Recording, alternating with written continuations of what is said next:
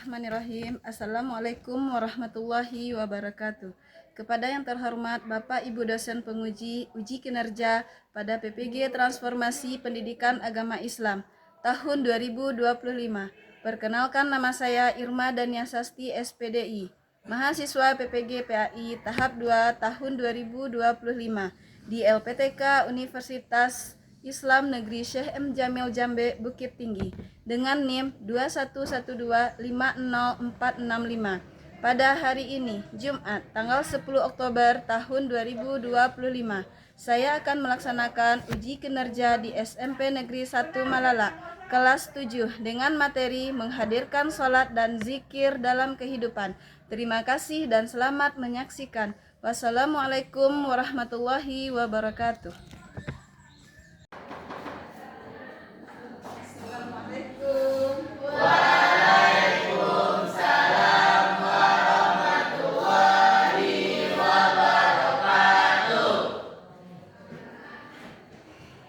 Bagaimana kabarnya anak-anak ibu semua?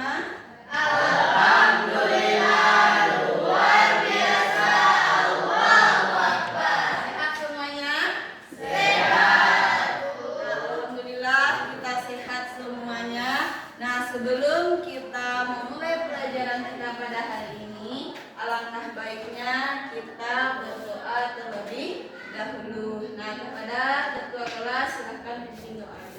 Siap untuk belajar.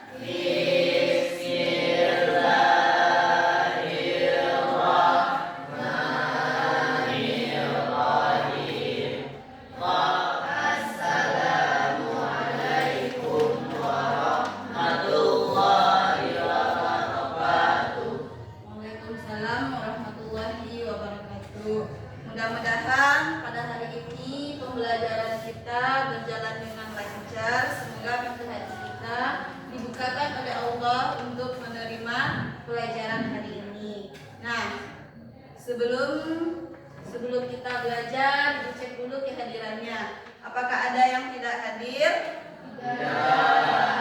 Hadir semuanya ya. Alhamdulillah pada hari ini hadir semuanya, tidak ada yang sakit dan tidak ada yang izin. Nah, sebelum kita lanjut pelajaran, untuk membangkitkan jiwa nasionalisme kita, marilah kita menyanyikan dahulu salah satu lagu nasional kita, yaitu lagu Indonesia Raya. Nah, kepada Reva mohon dipimpin untuk menyanyikan lagu Indonesia Raya.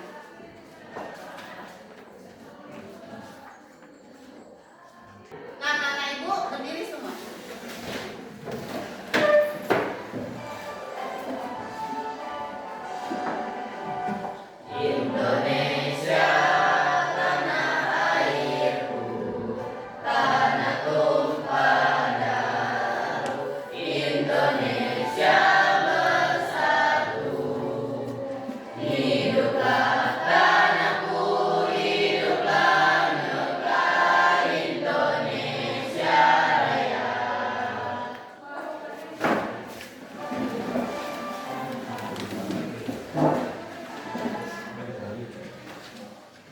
Ya, semoga dengan kita menyanyikan salah satu lagu Indonesia Raya tadi, salah satu lagu nasional kita, menambah jiwa nasionalisme kita terhadap Indonesia. Nah, sebelum kita lanjut pelajaran, coba ibu tanya dahulu pelajaran minggu kemarin, yaitu tentang Asmaul Husna. Masih ingat Asmaul Husna? Masih? Nah, apa itu artinya Asmaul Husna? Nah, Asmaul Husna dapat diartikan sebagai nama-nama Allah yang baik dan indah. Nah, jadi Asmaul Husna artinya adalah nama-nama indah milik Allah. Nah, nama-nama indah milik Allah. Nah, ada empat Asmaul Husna yang kita pelajari minggu kemarin. Yang pertama adalah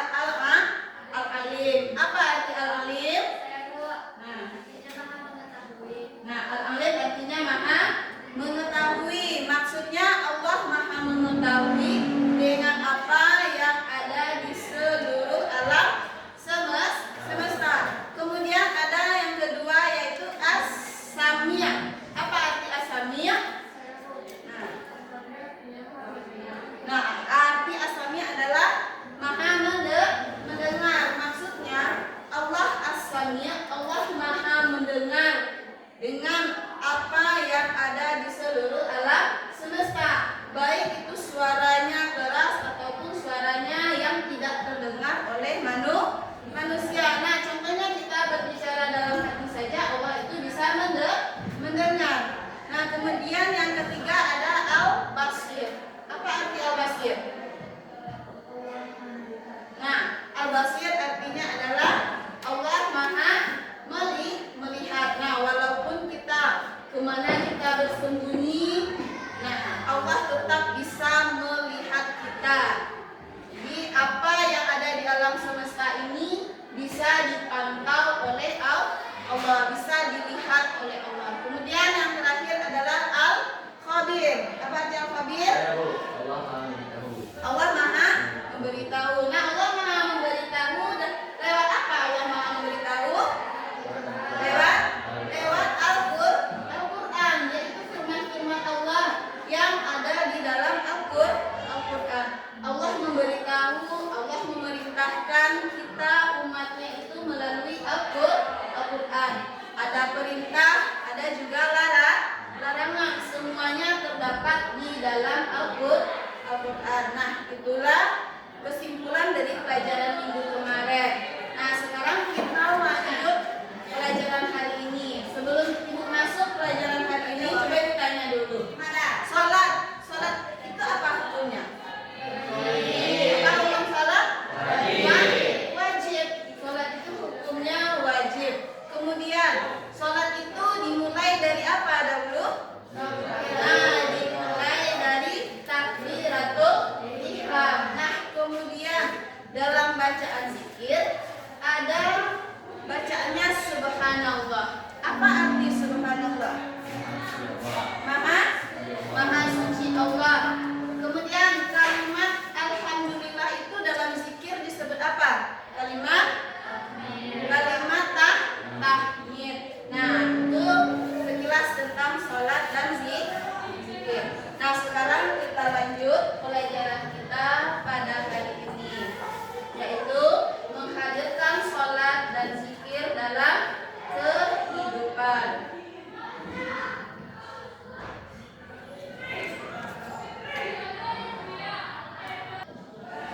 Nah, hari ini kita masuk bab menghadirkan sholat dan zikir dalam kehidupan. Nah, kita lihat dahulu tujuan pembelajaran kita pada hari ini. Jelas? Yang di belakang kelihatan? Nah, yang pertama yaitu tujuan pembelajaran kita memahami pengertian sholat dan zikir. Nah, nanti Ananda semua tahu apa itu pengertian sholat dan zikir. Kemudian yang kedua, menjelaskan hikmah sholat dan zikir. Kemudian yang ketiga, mencerminkan keistiqomahan dalam sholat dan zikir. Kemudian yang terakhir, mengamalkan sholat dan zikir dalam kehidupan. Nah, ini tujuan yang terakhir ini yang sangat-sangat diinginkan, yaitu mengamalkan sholat dan zikir dalam kehidupan. Nah, kemudian kita lihat materinya. Nah, apa itu sholat? Kita lihat pengertian sholat. Sholat adalah ibadah wajib yang terdiri dari ucapan dan perbuatan yang dimulai dengan apa?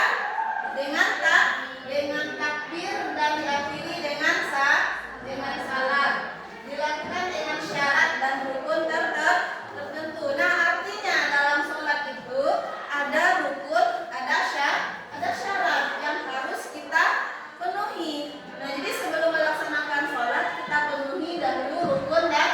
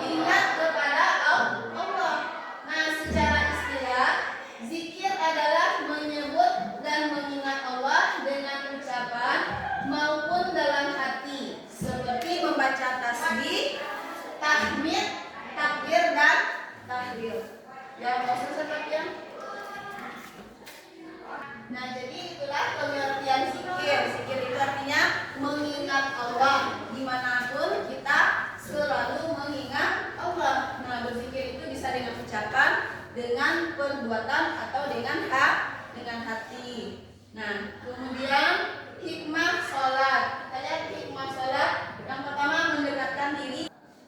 Nah, selanjutnya hikmah zikir. Tadi zikir artinya adalah mengingat Allah. Nah, ini ada hikmahnya. Yang pertama menumbuhkan ketenangan batin. Nah, kemudian mengingat kebesaran Allah dalam setiap aktivitas. Artinya dalam setiap kegiatan kita. Nah, kita melakukan apa dalam kegiatan sehari-hari? Nah, kita ingat Allah. Nah, hati kita bisa tenang. Kemudian membersihkan hati dari sifat buruk. Jadi bagian anak ibu yang ada sifat buruknya di hati itu bisa dibersihkan dengan cara selalu berzikir. Kemudian memperkuat keimanan dan keikhlasan dalam ibadah. Lanjut. Nah, itu materi kita pada hari ini. Nah, dari materi yang telah Ibu sampaikan, anak-anak Ibu semuanya paham? Paham?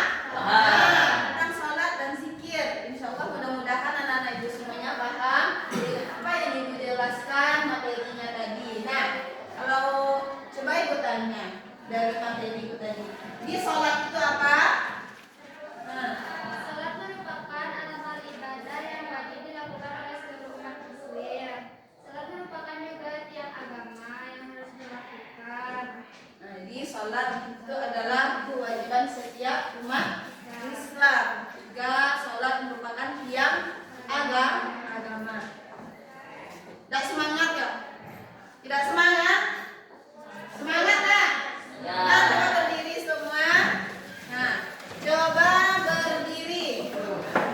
Coba berdiri agar anak-anak Ibu semuanya semangat. Nah, nanti kita nyanyi lagu Kalau Kau Senang Hati. Bisa? Nah, 1, 2, 3. Kalau kau senang hati, tepuk tangan.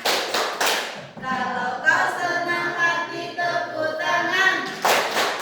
Kalau kau senang hati, mari kita lakukan. Kalau kau senang hati, tepuk tangan. Kalau kau senang hati, injak bumi. Kalau kau senang hati, injak bumi. Baca hore, hore. Kalau kau senang hati, baca hore, hore. Kalau kau senang hati, mari kita lakukan. Kalau kau senang hati, baca hore, hore. Nah, mudah-mudahan anak-anak Ibu tetap semangat. Semangat ya? Tetap semangat. Semangat. Sekali lagi, tetap semangat. Semangat. Nah, kita lanjut. Sekarang Ibu jadi kelompoknya berdasarkan yang seperti sekarang ini. Nanti ada tugas kelompok, Ibu bagikan masing-masing kelompok. Ini kelompok 1. Nanti Ibu lihatkan perintahnya. Kelompok 2. Dan ini kelompok 3. Nah, pada lembar LKPD-nya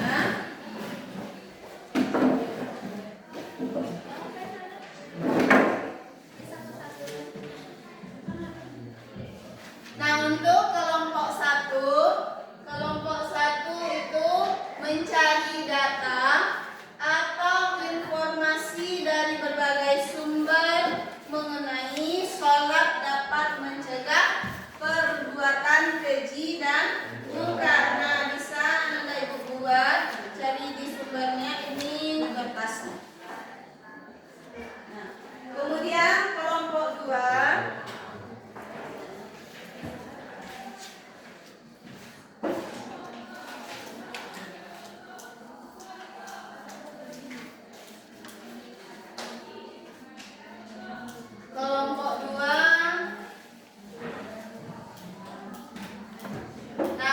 kelompok 2 menjelaskan makna zikir dan membuat produk berupa kaligrafi bacaan sholat. Nah, dia Ibu kelompok 2 menjelaskan makna zikir serta membuat kaligrafi bacaan zikir.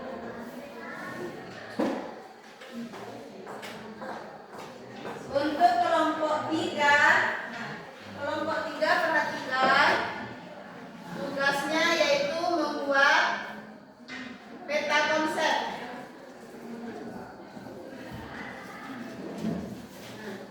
Kelompok 3 membuat peta konsep hubungan antara sholat dengan zikir. Nah, ini kertas.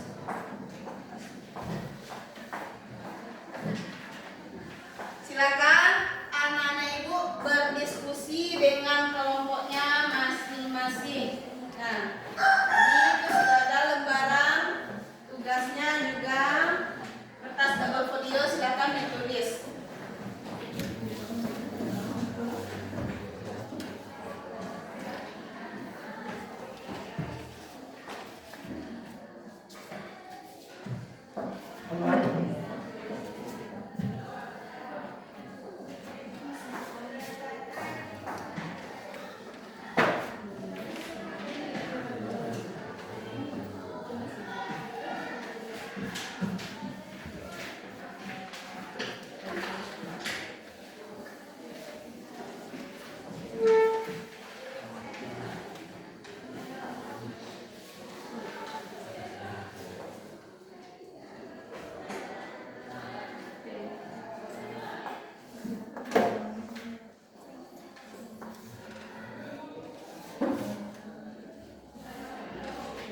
Nanti ditulis nama kelompoknya juga.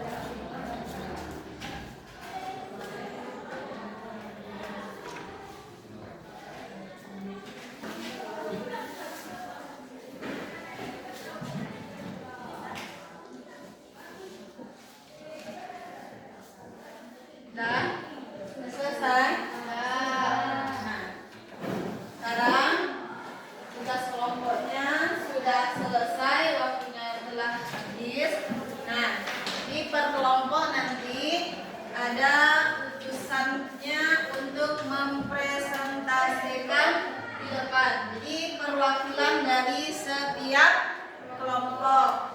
Nah, berdasarkan hasil diskusinya masing-masing. Nah, yang pertama mari kita minta kepada kelompok 1 untuk mempresentasikan hasil kerjanya. Nah, kepada kelompok 1 kita persilakan. Di sini.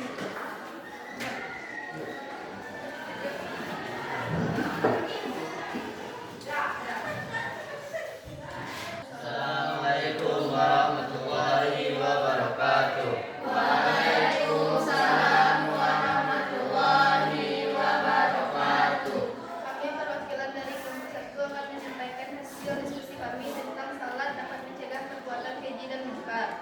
Allah Subhanahu wa taala berfirman, "Inna salata tanha 'anil fahsya'i wal munkar," yang artinya Sesungguhnya salat itu mencegah dari perbuatan keji dan munkar. Salat dikatakan dapat mencegah perbuatan keji dan munkar ialah bahwa seseorang hamba yang mendirikan salat menyempurnakan rukun-rukunnya, syarat-syaratnya, khusyuknya, maka hatinya akan bercahaya, dadanya akan bersih, imannya akan bertambah, dan bertambah kecintanya kepada kebaikan, dan menjadi sedikit bahkan hilanglah keinginannya terhadap kejelekan. Yang terpenting, terus melakukannya dan menjaganya menurut cara seperti ini. Maka salat yang dilakukannya itu dapat mencegah dari perbuatan keji dan munkar. Dan ini termasuk tujuan dan buah yang paling besar dari salat. Dan di dalam salat ada unsur yang lebih agung dan lebih besar, yaitu kandungan salat itu sendiri berupa zikir atau mengingat kepada Allah Subhanahu wa Ta'ala dengan hati, lisan, dan anggota badan. Perbuatan keji dan munkar tidak akan seketika hilang. Perlu kebiasaan dan rutin serta istiqomah dalam mengerjakannya. Karena jika salat dilakukan dengan istiqomah, juga memperhatikan syarat dan rukunnya, maka dengan izin Allah akan membuat pelakunya berhenti dari mengerjakan perbuatan keji dan munkar. Yaitu observasi dari kami. Apakah ada di antara teman-teman yang ingin bertanya? Jika seorang anak setiap harinya berbuat maksiat, bagaimana sholatnya diterima oleh Allah? Baiklah, saya akan menjawab pertanyaan dari kelompok 2. Agar telah dapat mencegah perbuatan keji dan munkar, kita harus melaksanakan secara rutin dan istiqomah. Maka Allah akan membukakan pintu hati anak tersebut untuk menghindari perbuatan keji dan munkar. Sekian hasil diskusi kami. Assalamualaikum warahmatullahi wabarakatuh. Waalaikumsalam warahmatullahi wabarakatuh. Nah, terima kasih kepada kelompok 1 yang telah mempresentasikan hasil dari diskusinya bersama kelompoknya. Nah, kemudian sekarang untuk kelompok 2, silakan presentasikan hasil diskusi kelompoknya. Pada kelompok 2 kita persilakan.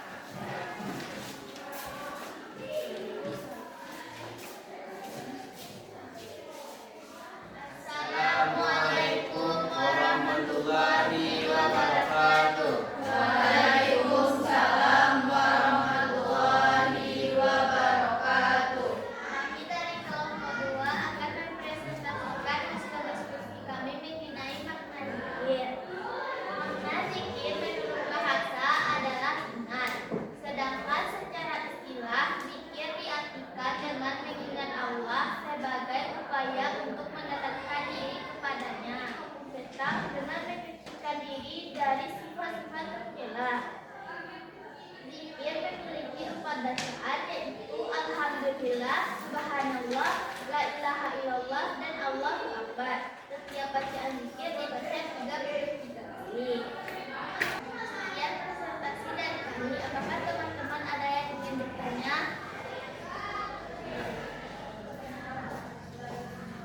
Bagaimana cara melakukan zikir sesuai ketentuan?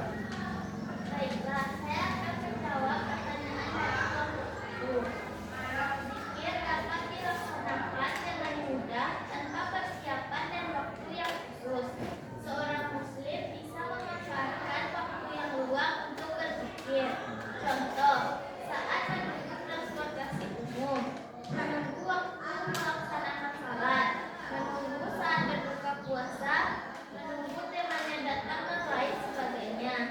Dengan zikir bisa membantu seseorang terhindar dari perbuatan sia-sia dan dosa, karena kesempatan waktu kosong berpeluang 2 hal, kebaikan atau keburukan, positif atau sebaliknya.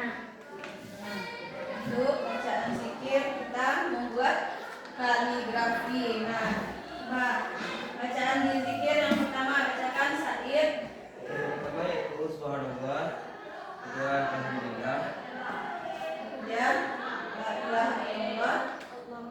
Nah, itu adalah bacaan zikir. Nah, sudah.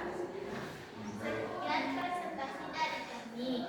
Assalamualaikum warahmatullahi wabarakatuh. Waalaikumsalam warahmatullahi wabarakatuh. Nah, terima kasih kepada kelompok 2 yang telah mempresentasikan hasil diskusinya. Kita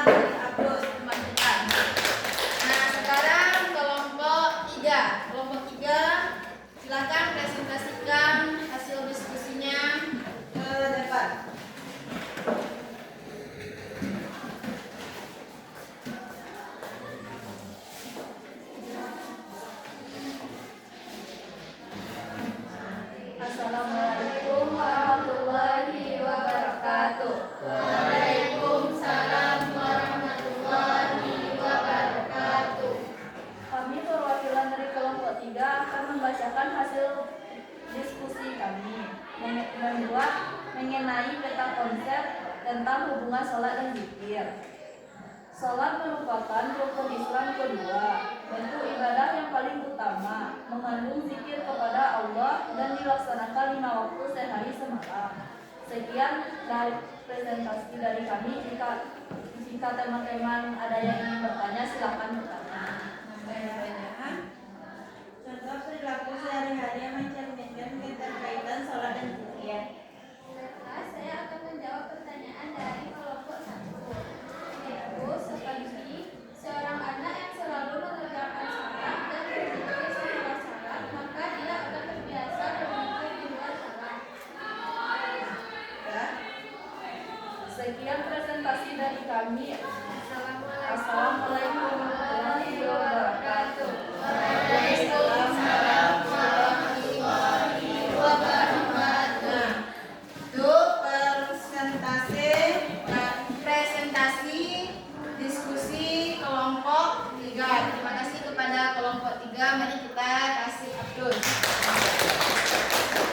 Terima kasih anak-anak ibu yang telah mempresentasikan, yang telah mengerjakan tugasnya pada hari ini yang ada di lembar LKPD-nya masing-masing. Nah, sekarang ibu simpulkan. Ibu simpulkan tadi tugas kelompok 1, kelompok 2, dan kelompok 3. Nah, sambil kita meluruskan jawaban teman-temannya tadi. Alhamdulillah jawabannya betul. Yang disebutkan temannya tadi jawabannya sudah betul. Nah, dari kelompok 1 tadi itu temanya adalah bagaimana sholat itu dapat mencegah perbuatan keji dan mungkar. Nah, jadi itu bagaimana caranya agar sholat kita itu bisa mencegah perbuatan keji dan mungkar? Caranya dengan selalu istiqomah dalam menjalankan sholat, dalam melaksanakan sholat. Itu harus rutin kita kerjakan setiap hari.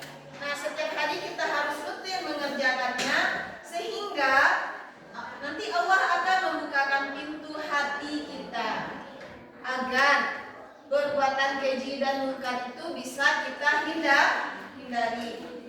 Nah, kemudian tadi kelompok 2, makna zikir. Nah, zikir itu kan artinya adalah apa arti zikir? Jadi ingat. Zikir artinya ingat. Nah, jadi bagaimana ketentuan zikir? Zikir itu tidak harus ketika selesai sholat. Zikir bisa kita kerjakan kapan saja dan di mana saja. Jadi asalkan jangan ketika di dalam WC. Jadi itu tidak ada ketentuan khusus harus selesai sholat, ketika kita harus berkerudung atau berpakaian sholat, tidak harus. Jadi boleh kapan saja. Nah, zikir itu ada 3 cara. Yang pertama caranya yaitu dengan hati. Nah, zikir dengan hati. Bagaimana caranya dengan hati? Merenungkan ciptaan Allah. Itu ada di dalam buku. Merenungkan ciptaan Allah. Jadi kita lihat betapa kuasanya Allah, maha besarnya Allah yang telah menciptakan alam semesta. Jadi ketika kita merenungkan ciptaan Allah, nah itu niscaya kita mengingat Allah. Nah, kan zikir tadi artinya adalah ingat. Kemudian zikir yang kedua itu dengan lisan. Dengan lisan itu bagaimana caranya? Mengucapkan tasbih, tahmid, tahlil, dan takbir. Nah, kemudian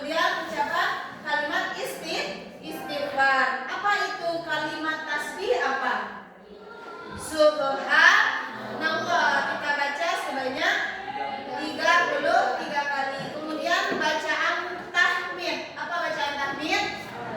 Alhamdulillah. Juga kita baca sebanyak 33 kali. Kemudian bacaan tahlil. Apa bacaan tahlil?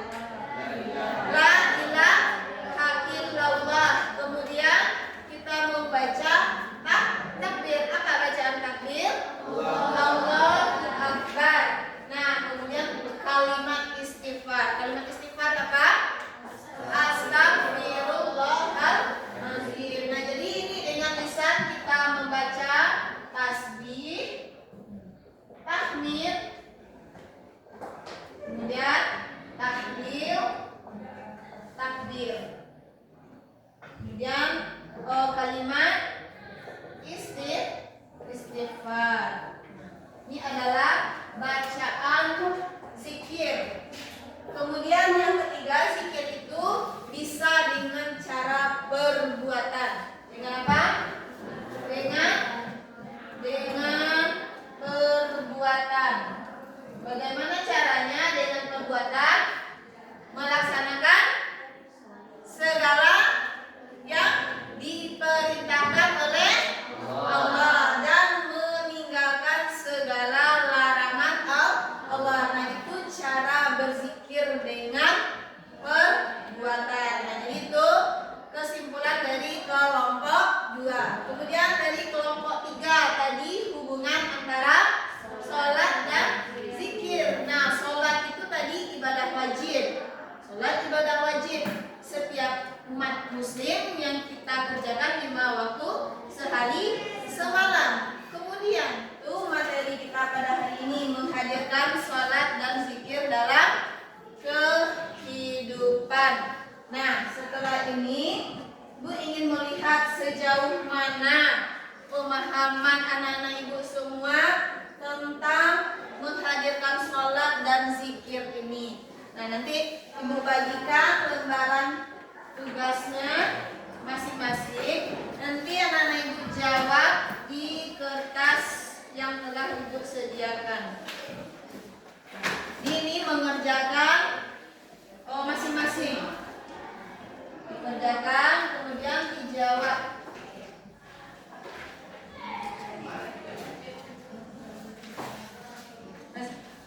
Silakan dibaca soalnya, kemudian pilih jawaban yang benar. Ini soal yang Ibu tulis, soal yang berdasarkan materi kita pada hari ini.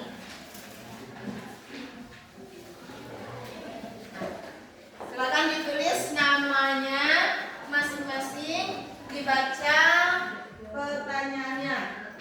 Silakan dikerjakan.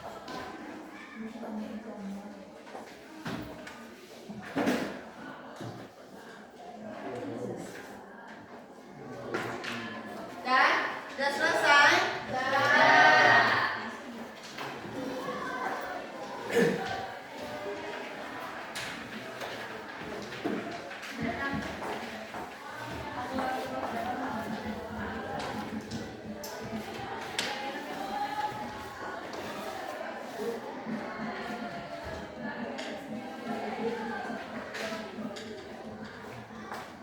Ini hasil tes anak-anak Ibu semua dengan materi kita pada hari ini, yaitu menghadirkan sholat dalam kehidupan. Nah, berdasarkan hasil tes yang Ibu lihat, alhamdulillah anak-anak Ibu sudah lebih di atas 75% yang menguasai materi kita pada hari ini. Nah, mudah-mudahan nanti di rumah anak-anak itu semuanya pahami kembali materi kita pada hari ini. Nah, bagi yang masih nilainya di bawah KKM itu nanti ada pengulangannya untuk pembelajaran kita yang materi hari ini. Nanti kita ulang kembali tesnya untuk anak-anak Ibu yang bawah nilai ketuntasan.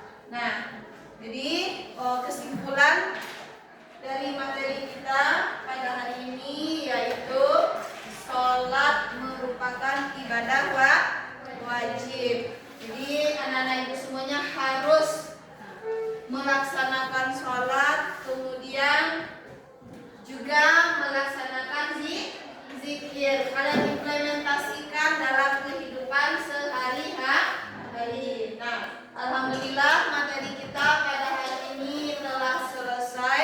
Kemudian minggu depan itu materi kita adalah mengagungkan Allah dengan tunduk kepadanya, yaitu dengan melaksanakan sujud sahwi, sujud syukur, dan sujud tilawah. Nah, di materi untuk minggu depan ibu minta kalian membacanya kembali di rumah. Nah, alhamdulillah pelajaran kita pada hari ini, marilah kita tutup dengan membaca doa. Nah, kepada ketua kelas silakan dipimpin doanya. Siap untuk pulang.